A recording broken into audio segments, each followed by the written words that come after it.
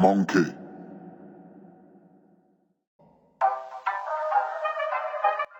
Salut à tous et à toutes les amis, j'espère que vous allez tous très bien. On se retrouve pour une nouvelle vidéo Mercato. Dans cette vidéo, on va parler de l'actualité de l'OM de ces derniers jours, pas mal enflammée comme d'habitude. Et on va commencer sans plus tarder en parlant d'une officialisation qui va très prochainement avoir lieu, celle de l'arrivée d'Igor Tudor sur le banc de l'Olympique de Marseille. Après tout le bordel qu'a engendré le départ de Sampaoli, on a eu tout d'abord Roberto De Zerbi qui était pressenti pour le succéder. Certaines sources affirmaient même que c'était lui, mais ont ensuite fait leur mea culpa, comme par exemple la Provence, qui a supprimé un post qui disait en fait que ce serait lui le prochain coach de l'OM. C'est bien Igor Tudor qui va rejoindre le club, une nouvelle page s'ouvre, et j'en ai déjà parlé dans une vidéo d'ailleurs, n'hésitez pas à aller la regarder si ça vous intéresse. Au moment où je tourne cette vidéo, il a été aperçu à Marseille, c'est possible que là tout de suite, il soit déjà officiellement nouveau coach. Officialisation qu'on a eue ces derniers jours, qui date un petit peu je vous l'avoue, celle d'Isaac Touré qui s'engage à l'OM. La durée du contrat qu'il a signé est de 5 ans, alors c'est vrai que j'ai pas mal de retard, mais comme on le dit, mieux vaut tard que jamais. Il s'engage pour renforcer une défense centrale qui va s'amoindrir avec les départs probables de Saliba, de Chaita Tsar et celui d'Alvaro qu'il va falloir combler. L'OM frappe un énorme coup après ce recrutement en recrutant en fait un défenseur aux capacités gigantesques. Il est doté d'un potentiel digne des plus grands. Je vous en reparlerai sûrement dans une de mes vidéos qui va arriver prochainement, restez à l'affût. Autre officialisation, celle menant à Matteo Guendouzi. Celle-là, on l'attendait depuis pas mal de temps. On savait très bien que l'option d'achat à 11 millions d'euros allait être levée par Longoria. On peut se le dire, entre nous, c'est un véritable vol qu'on connaît le joueur qui est Guendouzi. On peut largement espérer rentabiliser ces 11 millions d'euros à l'avenir, même si, petite info autre, la Provence nous indique que le joueur serait très touché par le départ de Sampaoli, qui considère comme quasiment un père spirituel. C'est vrai que c'est le coach argentin qui l'a fait grandir, j'espère pour ma part que son départ ne va pas influer les performances du milieu, à voir sa progression sous les couleurs marseillaises. Maintenant pour Amin Harit, Foot Mercato nous avait appris que tout était réglé pour son cas, que ce soit au niveau contractuel ou bien au niveau des discussions avec Schalke. On parlait d'un accord à 8 millions d'euros d'ailleurs, ce qui me paraît raisonnable pour ce joueur, mais selon Sport 1 News, tout est remis en question à cause du départ de Sampaoli, qui là aussi plaisait beaucoup aux Marocains. Le joueur aurait tout de même recadré les dirigeants du Galatasaray qui lui avaient fait une offre intéressante selon la même source, mais attention, son retour à l'OM n'est finalement pas si sûr que ça, à voir l'évolution du dossier. Pour Luis Enrique, son départ paraissait clair, tout le monde était unanime sur un fait, il allait s'engager avec le Torino. Mais selon Globo, ça ne devrait pas être le cas puisque l'ailier brésilien n'aime pas cette destination, il préférerait rester en France, et ça tombe bien puisque le FC Nantes est annoncé comme le gros favori pour les récupérer. C'est la destination favorite d'Enrique,